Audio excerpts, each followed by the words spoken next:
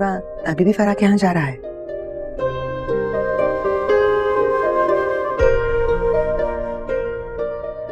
तुम्हारी खामोशी से मुझे अंदाजा हो गया है कि नौशेरवा पे हमारे बात करने का खास असर नहीं हुआ। मैं क्या कह सकती हूँ अम्मा साईं, मुझे लगता है कि फराह शायद उनके दिल से कभी नहीं उतर सकती।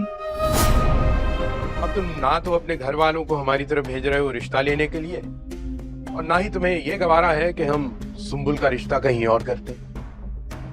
इस मसले का कोई ना कोई हल तो होगा ना। हल होता तो मैं पीछे नहीं हटता अंकल। अब तुम पीछे हट रहे हो? ठीक है, फिर हम सुंबुल की शादी कहीं और कर देते हैं। नहीं, अम्मा और बाबा साईं को तो नहीं बुला रहे मुझसे मिलवाने के लिए? बस आने वाले तो मिल लेना खुद। वैसे तुम्हें मुझसे पूछना चाहिए था। मुझे तो लगा था कि ये डिनर तुमने स्पेशली मेरे लिए अरेंज किया। कुछ ऐसा ही।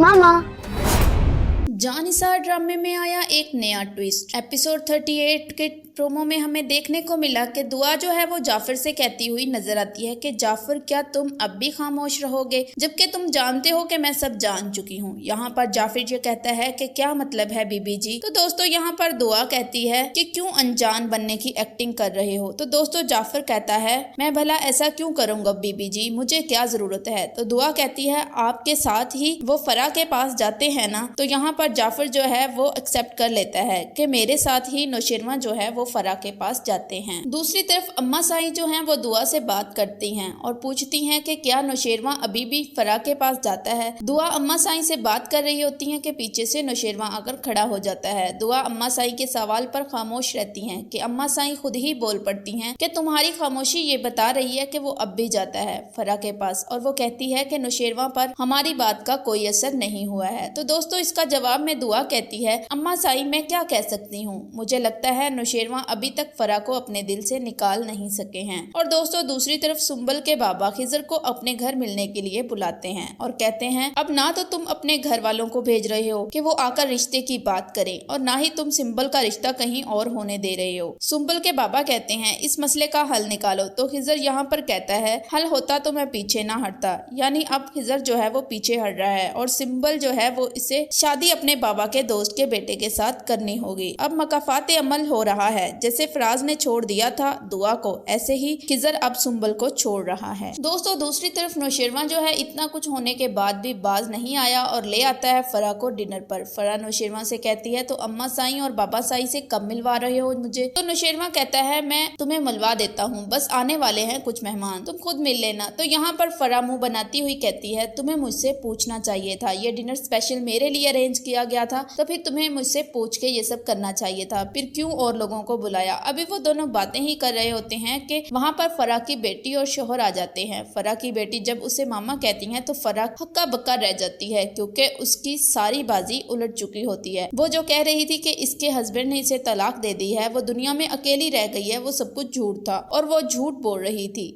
इसकी कोई तलाक नहीं हुई थी और तो और इसकी एक बेटी भी है। नौशेरवा जो लग रहा था कि फराह से शादी कर लेगा, एक्चुअल में वो फराह का सच पता लगा रहा था। तो दोस्तों अब आगे फराह के साथ क्या होगा ये देखने के लिए देखते रहिए ड्रामा जानिसार।